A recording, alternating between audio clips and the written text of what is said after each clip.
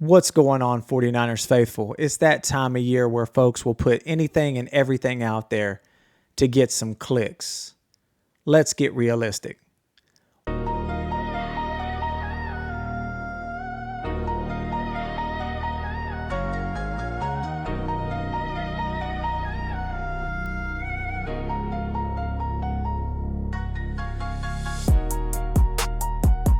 Welcome to the Cayman's Island podcast, where we talk all things San Francisco 49ers. I'm your host, David Cayman. And in today's show, faithful, we'll be breaking down the 2026 free agency and what I realistically believe the San Francisco 49ers should do. Not what Twitter wants, not what fantasy GMs want, not what somebody has on their TikTok feed, but what actually makes sense for this roster. Now, the legal tampering window opens March 9th at 12 p.m. Eastern. That's 9 o'clock Pacific time. Official free agency starts March the 11th at 4 p.m. Eastern time, 1 o'clock Pacific time. The first 48 hours is going to be extremely crazy. This is where deals can basically get done. That's when we'll really know the direction that this team is going to take. So for folks on the West Coast, when you wake up in the morning on Monday, things are going to be wild. Things are going to be crazy. I like this time of the year because you really can gauge the strategy of a team based on what they do in free agency, because it sets up things like what's going to be addressed in the draft, etc. So my main point here, the philosophy should be for the 49ers, and this is what I believe the 49ers will in fact do, is no big splash, but build smart. The 49ers do not need one mega contract. They need to get younger, more durable, get some more depth, and get some more versatility on this roster. The team doesn't need to break the bank on one superstar. They need multiple proven young players who can elevate the roster and keep this championship window open. And I want to be clear. There's a lot of talk about how far off the 49ers are from Seattle and the Rams and their championship window is closed. I'm sorry, guys. I have to squash that right now. This team won 12 games in a historic division where 3 teams from the same division won 12-plus games. That's insane. Not to mention when you compare those other 2 teams' health to the 49ers' health. I want to give you a spoiler alert. Just based off sheer math, the Niners will more than likely be healthier than they were this year. Not to mention this team only had 20 sacks in the regular season. They won 12 games. Were injured as they were. I'm not going to repeat and go through all the injuries. If you're a 49ers fan and you're watching the channel, I have several videos on breaking down all the injuries. You guys that watch the Niners know what I'm talking about.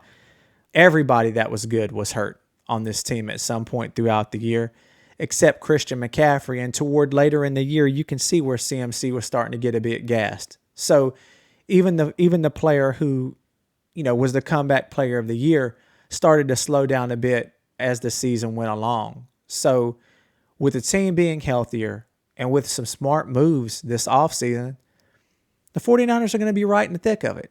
Are you going to tell me that, Tampa Bay, Carolina, Atlanta scares you in the South as far as a playoff berth or playing against those teams in the playoffs?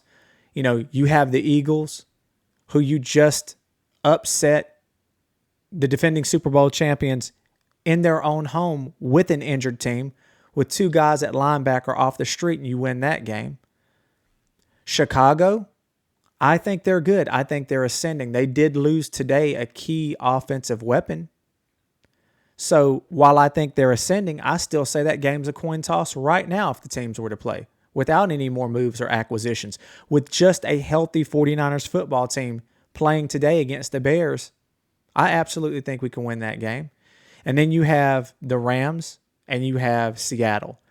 Yes, guys, Seattle owned San Francisco later in the year. Last time I checked, they are the Super Bowl champions and they owned everyone, okay? They're going to lose some key pieces in free agency. It's definitely hard to repeat. Also, the Rams. The Rams made a big move in getting McDuffie from Kansas City and making that trade and trading some draft capital. I want to give you a spoiler alert. Matthew Stafford will not play forever. I'm of the opinion he probably has one last season playing at this elite level. And the Rams are trying to maximize that. They're going all in to shore up a defensive deficiency that they experienced later in the year. I think it's a good trade for them. They don't care anything about those first round picks.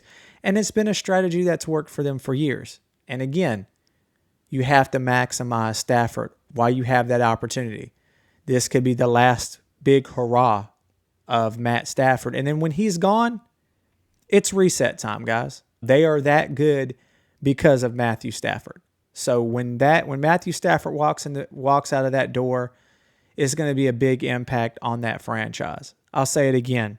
49ers are legitimately health and a couple of smart moves away from being in contention for the NFC once again. These games, these NFC West games are always close, are always nail biters usually. Even the game at home, the last game where Seattle controlled the game, if not for that crazy pick out of McCaffrey's hands, that game's probably coming down to the last drive. And then, the total collapse that we had in Seattle in the playoffs was just a culmination of everything. They were the better team to begin with. But I want to emphasize, take a deep breath, take a step back from what happened last year with the injuries, what the Niners were able to accomplish through all of that, the fact that I feel that Kyle Shanahan really grew as a coach, and there's a lot of reasons to be optimistic about this team going into the future. And I really believe they're going to do some of what I think they should do here that's going to improve this team. Now, who I'm staying away from, in free agency. From an edge rusher perspective, Jalen Phillips. He's a huge talent, but he's going to command top of the market money. We need too many pieces to go after that. I like you, Jalen Phillips, but you got to go.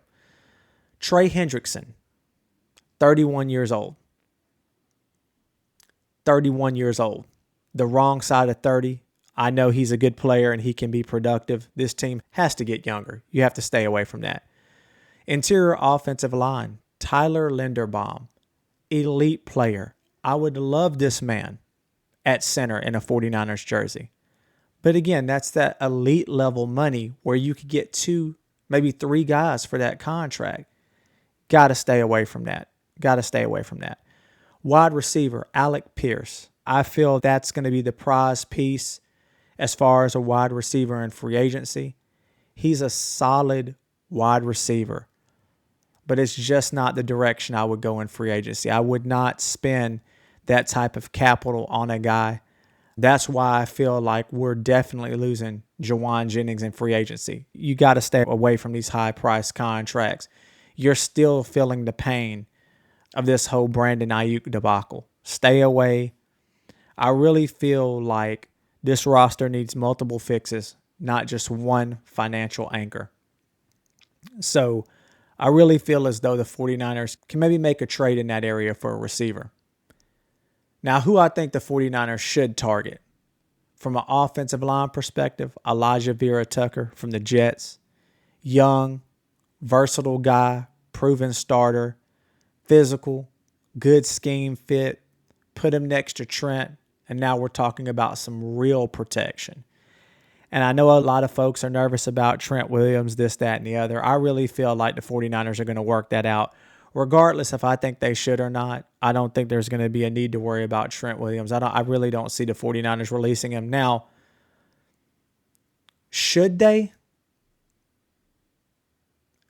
It's a coin toss for me, guys. He's going to be 38 entering next season.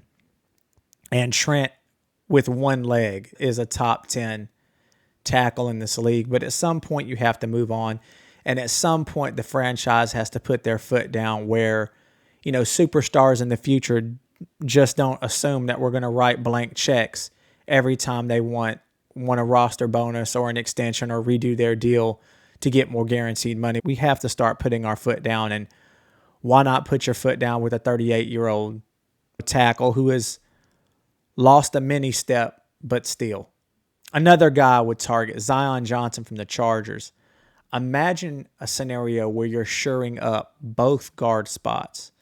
Now you're not patchworking the O-line every single season. This is how you protect your quarterback and extend that championship window.